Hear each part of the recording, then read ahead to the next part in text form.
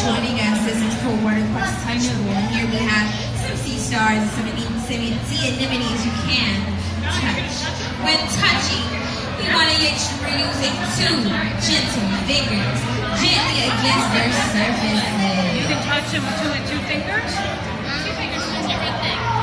Spidery. Maybe you can go over So you there. can't touch here.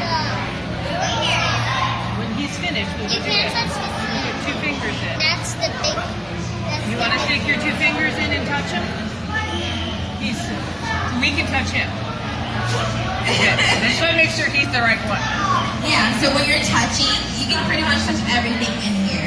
Okay. So It's just that with our sea stars, because they're It's in like that predicament they're in velvet. right It's so now, soft. you do want to make sure that you're not touching the bottom, the underside